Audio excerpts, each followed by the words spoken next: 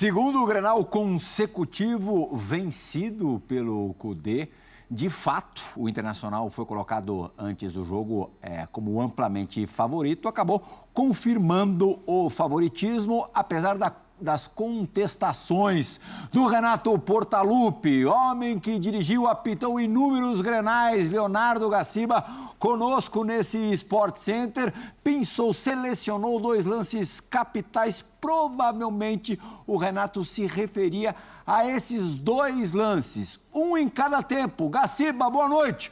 O Daroncão se complicou no Beira-Rio hoje, diante de 47 mil torcedores, Gaciba? Boa noite, André. Boa noite, Zé. Boa noite ao fã dos esportes. Eu acho que, em primeiro lugar, é o seguinte, temos que falar alguma coisa assim, ó. Grenal não é um jogo qualquer. Eu acho que o Daronco, o primeiro equívoco dele é na tática que ele resolve utilizar para o Grenal. Ele resolveu, conforme disse o Antônio Oliveira, gostar do jogo.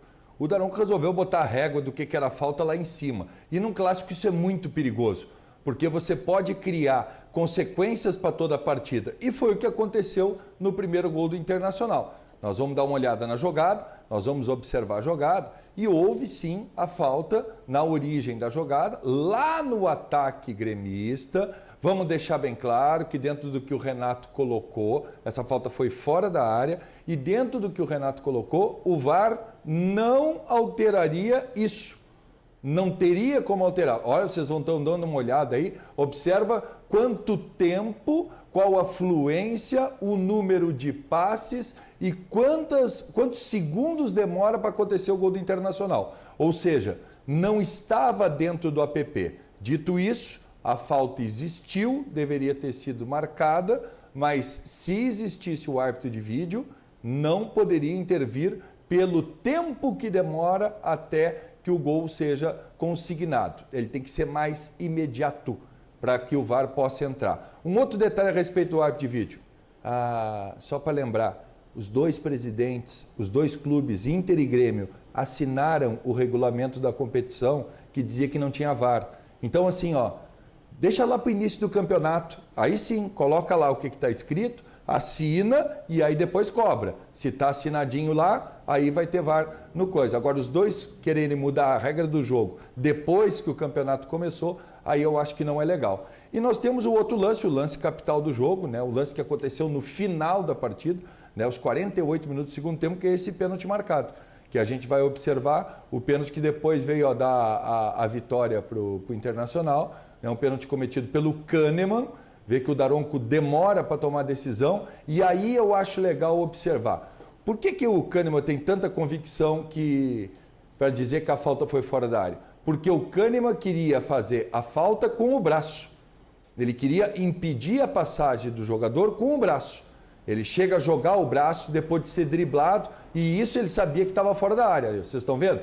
Só que observem aonde ele caiu. Aonde ele tinha a intenção de fazer a falta, ele não fez. Mas quando ele cai com o corpo, ele acaba tendo contato com o tornozelo do jogador, e isso é que causa a queda do atleta do Internacional, e esse contato é exatamente em cima da linha. Um lance muito difícil, mas que para mim, mesmo sem o árbitro de vídeo, o Daronco teve precisão na marcação, e a penalidade realmente aconteceu, na minha opinião, pênalti bem marcado no final do jogo. Muito obrigado, Daronco. Uma ótima noite. Daronco. Hã? A idade chega para todo mundo, Muito obrigado, Leonardo Gaciba. O Daronco, a essa altura, dificilmente vai ter uma boa noite. Tá mostrando, não. Leonardo, uma ótima noite de domingo para você e melhor ainda, semana que se apresenta.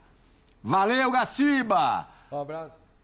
O Renato estava falando, ainda meu time vai receber jogadores, tem o Diego Costa aí para entrar, enfim. Mas, mesmo assim, Zé, parece que existe uma desproporção bem considerável entre os dois principais times do Rio Grande do Sul hoje em dia, né? Não, sem dúvida alguma, né? Acho que não é para se desprezar o Grêmio também, né? O Grêmio, ano passado, sobe, faz uma Série B, volta à Série A. Normalmente, os times oscilam e o Grêmio bate segundo colocado.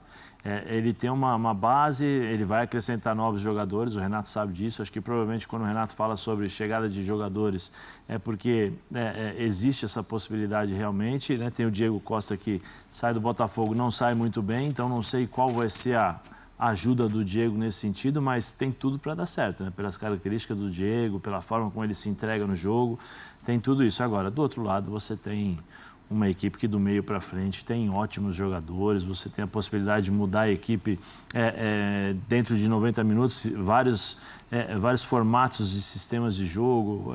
Hoje o Alário sai do banco. Não, é impressionante, e ainda tem o Borré, né, que deve estar chegando meio do ano, né? No meio do ano e tal, então é um time muito qualificado, é um time que joga com intensidade também. O primeiro tempo o time do Inter foi superior ao Grêmio. No segundo tempo o Grêmio, peraí, vamos jogar um pouquinho, e aí dificultou um pouco mais e criou toda essa situação aí.